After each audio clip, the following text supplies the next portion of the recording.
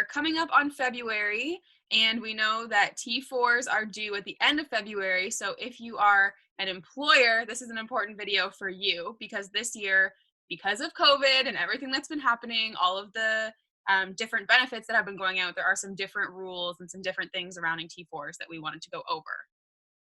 That's right. We're not going to dive into the minutia of this, but essentially we want everyone to know that the filing deadline for T4s is still February 28th. So you have to have them out by then, as you always have. The difference this year is in the reporting of your employees' income. Right.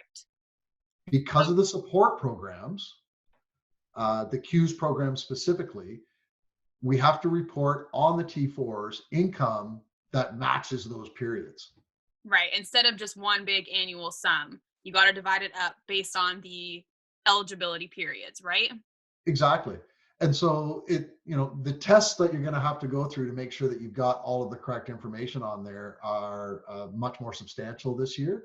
And you really want to make sure that that matches your paperwork that you filed for CEWS, because this is going to be the first frontline check that the government has.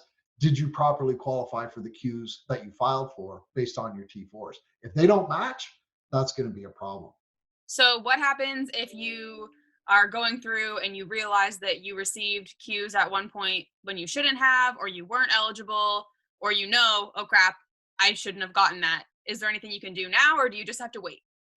Well, and it's even potentially that the amount that you got was incorrect because of time periods of when the income was earned. So it doesn't have to be you did or didn't qualify. It could be just that the amount is different. Well, you've got two choices. Is you can do the proverbial ostrich and stick your head in the sand and hope that nothing happens. We definitely do not recommend that. Don't do that. The government does have a way online that you can go and file an amended CEWS application. It's simple, it's straightforward, it's right there, literally beside the option to file CEWS for the first time. You can file an amended return. And that's what we recommend that you do immediately, not the second, but immediately after finding that you've made an error.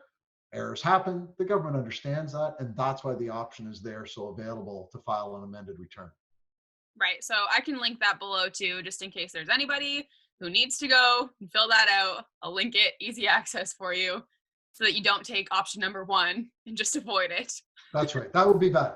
Now, we do have to expect that if you are filing a change and you got money in the wrong period, they will charge you a little bit of interest. But if you do the ostrich, you're not only going to get interest, you're going to get penalties. So you're always better off to let the government know. And I can guarantee you 100% you're not the first or only person who's made a mistake on these applications. So the government understands, and they actually appreciate you bringing in these changes, because it shows a high level of due diligence on your behalf that, hey, I went back and had a second look and I saw that there was an error. So now I'm going and correcting an error. So some people think, oh, I don't want to tell you about an error because that's going to make you think that, I've done a bunch of things wrong. It's actually the opposite. It shows, again, that due diligence that, hey, I'm human. I found I did something wrong, but I'm letting you know about it. Always better to be proactive than reactive when dealing with the government if you've got that option.